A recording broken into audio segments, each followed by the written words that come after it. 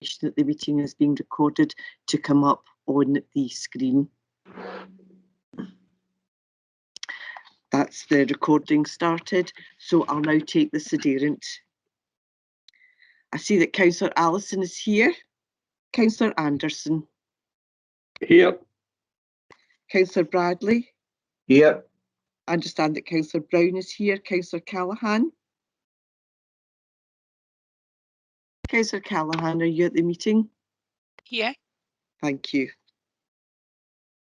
Councillor Chalmers is at the meeting. Thank you. Councillor Convery. Here, Pauline. Thank you. Councillor Cooper. Present. Councillor Corbett. Here. Councillor Craig. Here. I understand that Councillor Devlin is here. Here, Pauline. Thanks. Also, thank you. Also, Councillor Dorman. Here. Councillor Fagan. Here. I understand that Councillor Faulkner is here. Councillor Logan is here. Councillor Loudon. Here. I understand that Councillor Lowe is here. I can see Councillor Lowe. Councillor McAdams. Here, thank you. Councillor McCreary. Here. Councillor McGuigan. Here. Councillor Miller. Here. Councillor Nealon. Here. I have apologies from Councillor Nelson, and I understand that Councillor Harrow is here substituting. Can you confirm your attendance, Councillor Harrow? I can, yes. Thank you. Councillor Ross is here. Councillor Shearer has indicated his apologies. I understand that Councillor Horsham is substituting for him. Can you confirm your attendance, Councillor Horsham? I'm here, Pauline. Thank you. Councillor Walker? Here. Thank you. Councillor Wardhaw? Here. Thank you, Councillor Wardhaw. Councillor Wilson? I'm here. Thank you. I'll hand back to you then, Chair. Thank you. Thank you very much, Pauline. Fine, we'll get started with the meeting then. Are there any declarations of interest? No declarations of interest. We'll move on to item 2, which is the revenue budget strategy. And I'll ask Paul to give us a report on this, please.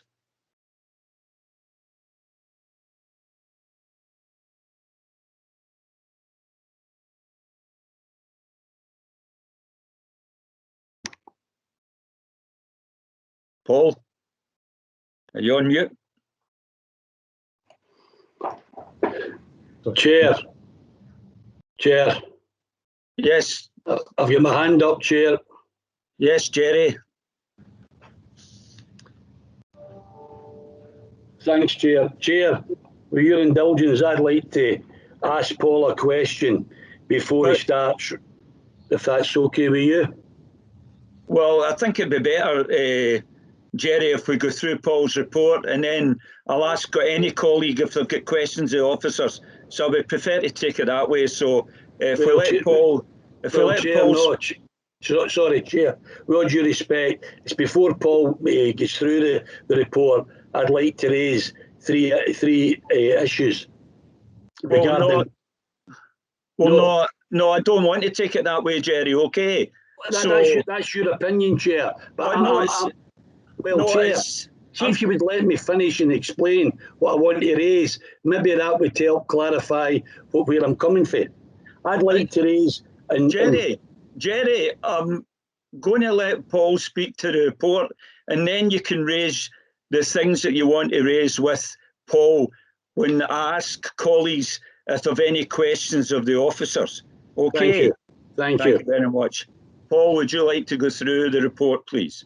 Right, can you hear me now, Chair? Yeah. I can, thank you. Sorry about that. Right, so as a lengthy paper, it's effectively the same paper that all members have had since November, right, when it was taken to the members' awareness session on the 21-22 budget. There are a couple of changes, and with your indulgence, what I'll focus on are the changes in the paper since the last version that you saw and the impact of those. So the main thrust of the paper, when you saw it the last time, if I can take you to page 5, right, was that there was an efficiency savings requirement which we'd taken to £19.193 million. You can see that at the end of the paragraph at 4.5 on page 5 of your papers. Now, after that, there are these two changes that I've referred to, and the first of them relates to paragraph 4.6, and what that is about is the rate that we can borrow at, and the explanation is given in paragraph 4.6 on page 5 is that at the end of November, after that members awareness session, we were told that the Public Works Loan Board had cut effectively the rate that we can borrow at by 1% for new loans arranged after that date. Now, what that means is that lowers the costs of borrowing, and it lowers what I need to estimate as our cost of borrowing next year. What that means is a benefit to the budget strategy of a further £1.5 million. So you can see that in bold at the end of section or paragraph 4.6. Then in paragraph 4.7, a further thing that happened after that members awareness session was that the Valuation Board set its budget. And what that means is that we can take a benefit, as can North Lanarkshire Council, of £163,000 in terms of our budget strategy. Part of that is temporary for 2 years, and the paragraph explains that. But in terms of the budget that we're considering for 21-22, it's got a benefit of £163,000. The 4.8 summarises the impact of these things. Take those two adjustments into account, there's a benefit of £1.663 million, right, which is the sum of those two figures. So what that means is that efficiency savings requirement moves from £19.193 million to £17.530 million. You can see that at 4.8 on page 5 of your papers. Now, what I would take you to, just, and this is a brief recap of what this paper covered before. If we can go to page 6 in section 5. Section 5, at the beginning of it, at 5.1, refers again to that figure of £17.53 million, and it then refers to the two appendices at the rear of the paper. One containing management and operational decisions, then they benefit the budget strategy by £5.762 million, and Appendix 2, which contains savings options for your consideration. They're included in Appendix 2, and that's in pages 31 to 73 of the papers. Now, again, we went through the impact of these and the implications in detail at the members' awareness seminar, and there have been questions asked after that and responses given, I think, to the vast majority of questions that we've received. If I can take you forward after this, right, to section 7, and you'll remember this from the page to the members' awareness session. This is in page 8, and I'm really going to focus on sections 7 and 8 here. Section 7.1 gives a table, and what it gives is an illustrative example to help us all make sense of what the budget position. So it starts off with that savings requirement of £17.53 million. It takes account of those management and operational decisions at £5.75 million, but it also looks at the impact that a potential increase in council tax could have. And the potential level that's included in the illustrative example is the level which was the maximum that the council could have put council tax up by last year.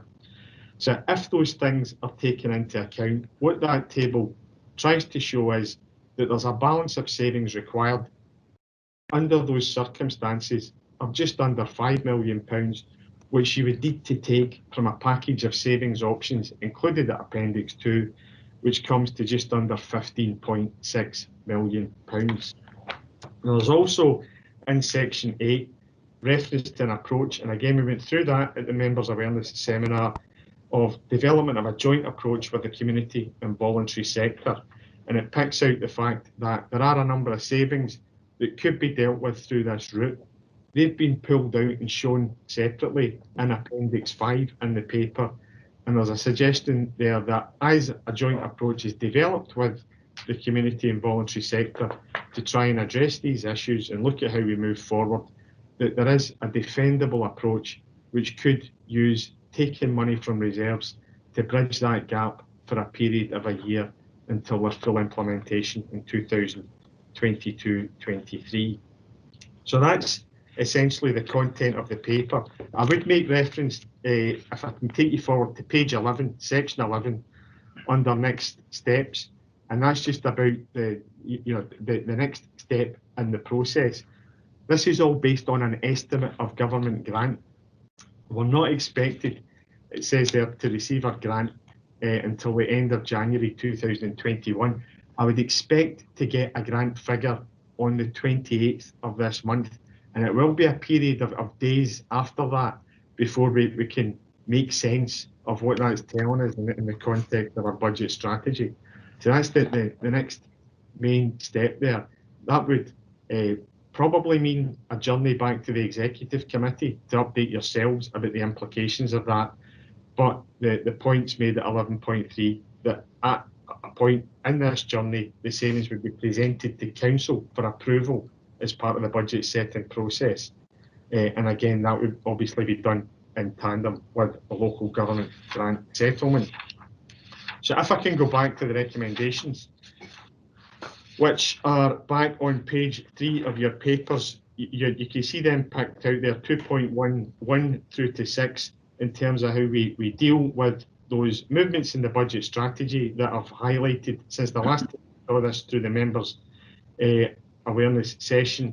What that then leaves in terms of a budget gap, the options that are included for bridging that gap, reference to that joint approach with the community and voluntary sector, and then I'll look ahead to the next steps. Thank you, Chair. Thank you very much, Paul. I'm going to open it up for questions now. Jerry, if you would like to come in now and ask Paul the questions that you had for him. Thanks very much, Chair. Paul, I'd like to ask you, on number 3, why is it to be noted? On number 4, why is it to be considered? And on number 5, why is it to be noted? I would like that clarified, please. I don't think there's any great import, right, in the use of wording there. The reason that we've picked out probably number 4 as being different, right, in terms of use of the word considered, is that this is the first year that we've run with a different approach going to the executive committee with the savings. And this was after changes that were made last year at the Standards and Procedures Advisory Forum. It used to be for the executive committee to approve the savings as part of the budget process. But the Standards and Procedures Advisory Forum took a decision that approval would now sit at council, right? So in terms of approving the savings, that has to go to council. So we've probably laboured harder, right, on the wording around savings, right, recommendation for them we have on the others, and made it different. They aren't coming to you for approval this time, they're coming to you for consideration before the package goes on to council for approval. Any follow-up questions? Are you happy with that? No, thanks, Chair, if you don't mind. So just for total clarity, all management and operational decisions, Appendix 1, all savings options, Appendix 2, all community and voluntary sector, Section 8, Appendix 5, it will be councillors that will make the decision whether they're accepted or rejected. If I go back, see if I can go to 3 in terms of the management and operational decisions, right? The point of those is that they are changes that have been or can be enacted by management without elected members having to take a decision on them. So they wouldn't be taken to council for approval, but they're there for your noting, and they're there obviously, for reasons of transparency, so that you can see everything that's a component of this budget strategy. Chair, without trying to labour the thing, and I don't mean to labour it, but for the attention of every councillor that's sitting listening to this debate going on, all decisions regarding the budget should be taken by councillors and no officers. And I'll refer members to the private and confidential members' awareness session briefing papers. And it's a discussion document. So the management and operational decisions are within that discussion document, quite rightly, because it would be my view and it would be the view of the Labour group, and it's no plain party politics. All decisions regarding strategy, all decisions regarding employees should be taken by councillors, because if we accept what Paul's saying about management and operational decisions, there are 55 jobs within that, 55 full-time equivalents in that section. It relates to 63 people. That is a change to a policy. So I'm moving, Chair, and I hope every councillor who's listening will support me by saying everything that's in the discussion document should be, the decisions for that should be made by councillors, and they be noted in section 3, be taken out and be changed to be considered, and the same with number 5, be noted, be deleted, and be considered, be put in. Thanks, Chair. Thanks very much. Before I ask for a seconder, I'm going to bring in Cleland to speak to this item. Thanks, Chair, and hopefully around this. Councils are politically led organisations. Policies are determined by elected members. Strategies are agreed by elected members. But the implementation, the management arrangements are always undertaken by management. The management operational savings here reflect decisions that sit within the management remit, and it's about how we do the business, how we deliver and implement the policies that council decides. What you'll find within here is us continuously trying to find more efficient ways of doing things, cutting out processes, reducing bureaucracy, using IT or other contact arrangements. So these are efficiencies that are being delivered by management to help members balance their budget. Councillor Convery is right, it's up to elected members how they use that money. So that £5.7 million, if council decided it didn't want to use that efficiency to meet the budget gap, but wanted to take savings out of the options to meet the budget gap and use that £5.7 million to invest in policy priorities, then that's a matter for council. But officers will always try to find efficiency arrangements to make better use of the council's money to deliver the policies that elected members decide on. So hopefully that's helpful just as part of this debate. Thanks very much. Jerry, have you got a seconder for that? Joe, I see your hand up. You're a seconder, Joe. Yeah, I'm happy to second it. Also, the point to make and a question to ask. Right, carry on, ask your question. Right. Well, if I focus then on the kind of question about the actual process, but I suppose my I think essentially Jerry's point is to keep us all right. Would it be better to say that we consider the items are down there for consideration? I think we know the point. I think it is the case that I don't think it would be any secret that the vast majority of the kind of management and operational decisions actually they're not the politically contentious part of the budget. I don't think anyone's say we want to unpick everything that's in there. It's just a question of where's the appropriate place to approve it. I understanding there might be some issues of difference, but my point is, so Jerry's made the point in relation to that. It's just the first time that it's been presented in that way. But there is a second point that comes to the other one that the other issue Jerry raised. So today's paper, and this is where I would like some clarity. So today's paper, section 8.4 states, and bear in mind the political decisions haven't been taken yet, it is proposed that the savings detailed in Appendix 5 are approved at this stage. but the implementation of the saving is postponed until financial year 2022-23. This will allow time for the process of engagement, discussion and joint development described in 8.2 above. Now, for the record, Appendix 5 includes the proposed savings removing funding for breakfast clubs, daycare, travel, arch, 10% reduction in litter collection. So can I just ask what we mean by at this stage? Is that something we're actually being asked to approve today? Because I don't think that's something that people would expect to approve today. And I'd be surprised if the other political groups would expect to approve that today. And indeed, I don't think we'll be taking decisions on that until we know the fullness of the financial settlement. And I think that's another reason why I would just be more comfortable with the language that Jerry has proposed. Right. Oh, Council Leader's muted, but I think he's asking. Right. Chair, I'll come in. Sorry, I muted Paul. I meant you to come in. Sorry. Right. Thanks, Chair. Just to be clear, the savings detailed in Appendix 5, we're not looking for you to approve at this stage. They would be approved at the full council. That's the only place that approval can happen. Right. Sorry, Councillor Fagan. It is a long, convoluted report, and that could be clearer, but that can only happen at the council. Okay. Listen, before I go any further, I'm going to ask if any other colleagues have questions of the officers before we go any further. So are there any other hands up, Pauline?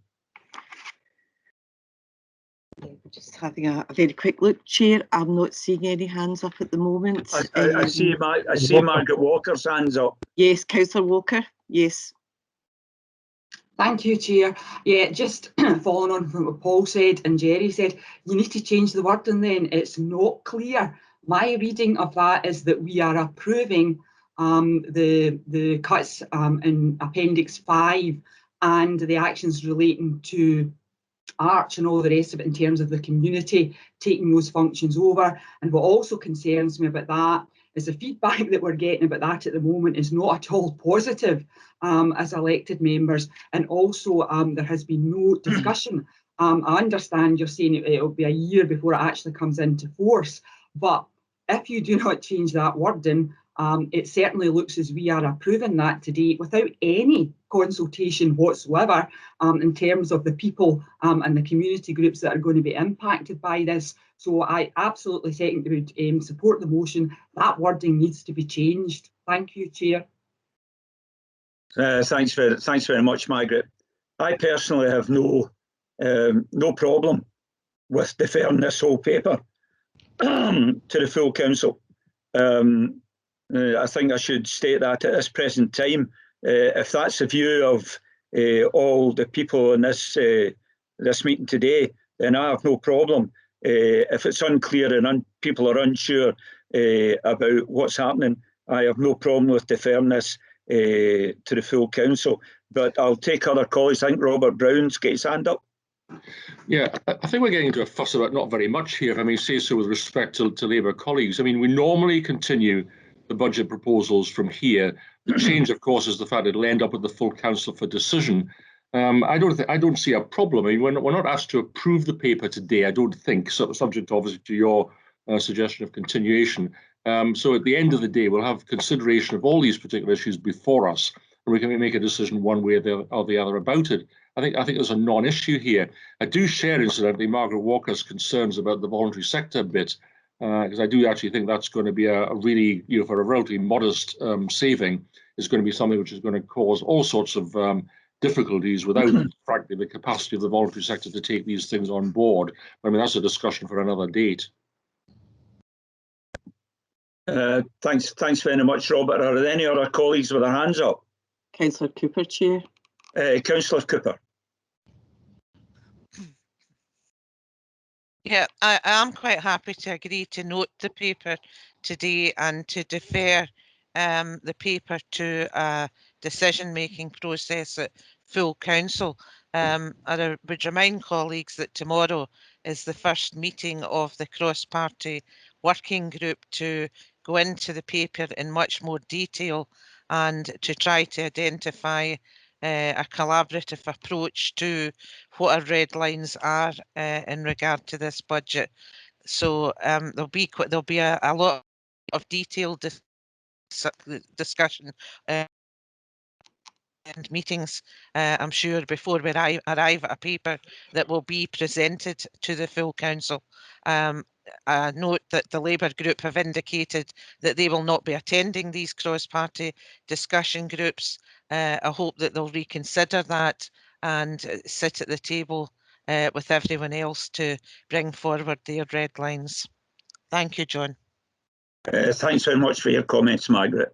Right, if there's, I see another hand up. Is Alec got his hand up? Yeah, Chair, we have a number of hands. We have right. If you want to give them in order, Alison, and right, then Fagan. Right. Okay, Alec, and then Joe. Yeah. I mean, it's really just to concur with Robert and Margaret that we think deferring the paper, as we normally do, at executive until figures are firmed up is the best way forward.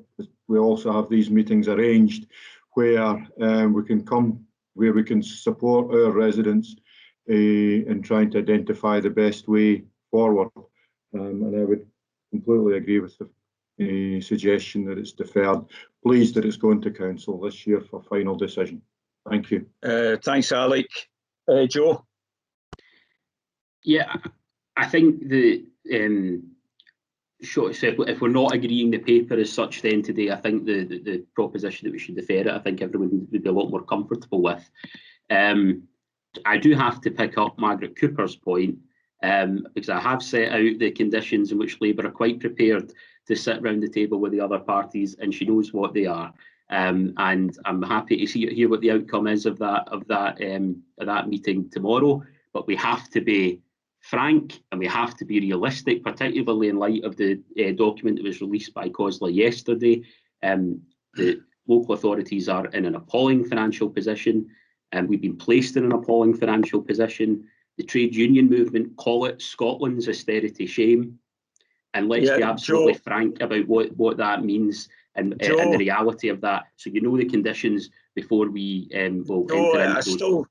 Joe, I still think it's wrong for you to put preconditions down when every other group in council is willing to come and sit round the table and work out the best way forward for all of the residents of South Lanarkshire.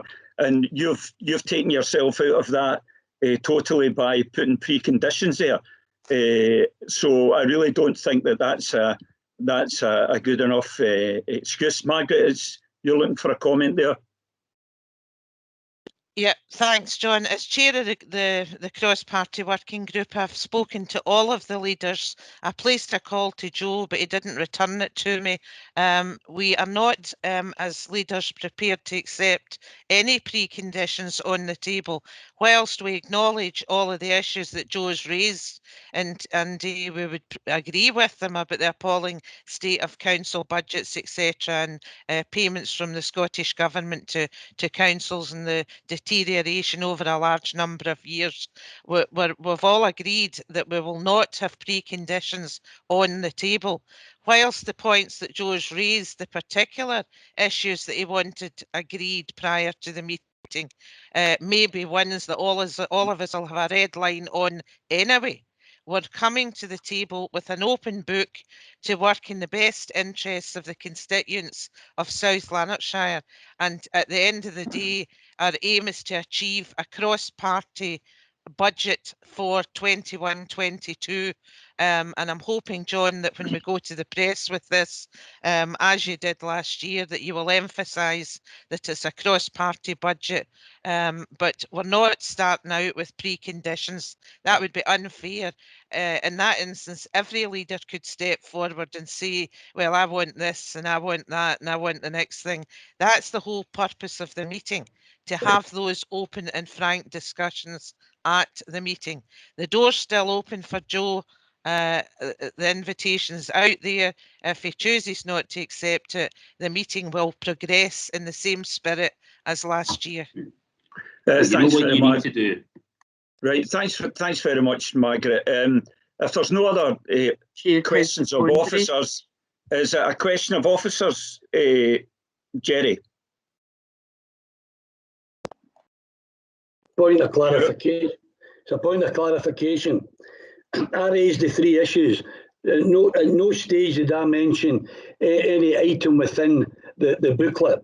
I just wanted to get it clarified, and I think Cleland has clarified it, that we've got a discussion document that all members have to look at. I'm glad it's going to full council for the councillors to endorse it. But what Cleland's basically telling us there, the £5.75 million of those savings, which are in this document, public document, are basically not up for discussion. That's what he told every councillor, and that's why I would like it still to be changed to be considered.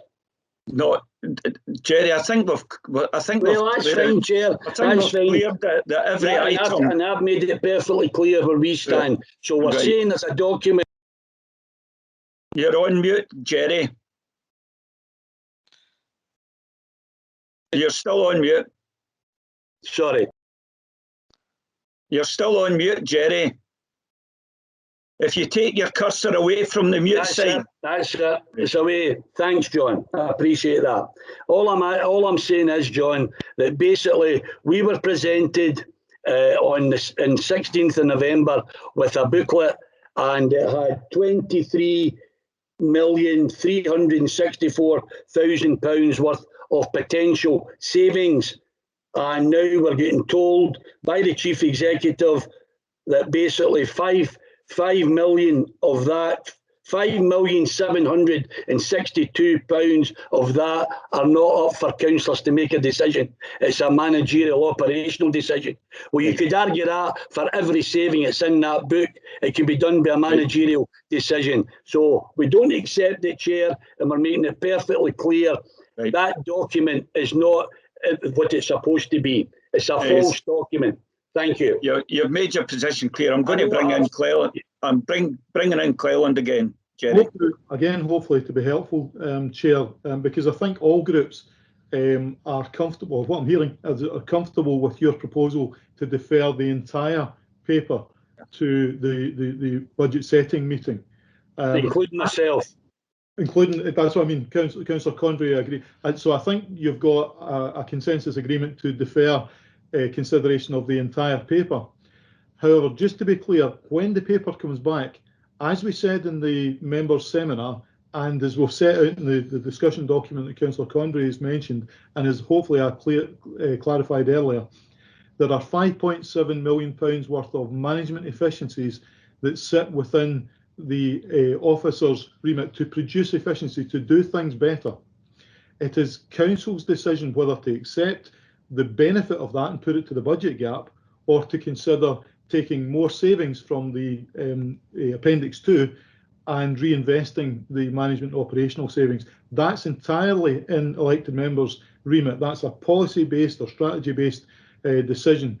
However, officers will always try to do things more efficiently and try to provide benefit to elected members. And although it's presented slightly differently, and hopefully helpfully, because it takes £5.7 million off the budget gap if you accept that, that's always been the remit of officers to take those decisions. What's in Appendix 2 relates much more so to policy decisions and is fully in elected members' remit. So your decision, I think today, if you've got consensus, Chair, is put the whole paper to full council. Yeah, thanks very much, Cleland. Right, I think there's agreement there, and what we'll do is we'll defer this. Do I have agreement from all the colleagues to defer this whole paper to full council? Agreed. Agreed. Thank you very much. There will be no other competent business. Thanks very much for everybody's attendance. Thanks, Chair. Thanks, Chair. Thank you, Chair. Thanks, Chair. Thank you. Thanks, Chair. Thanks, Chair. Chair.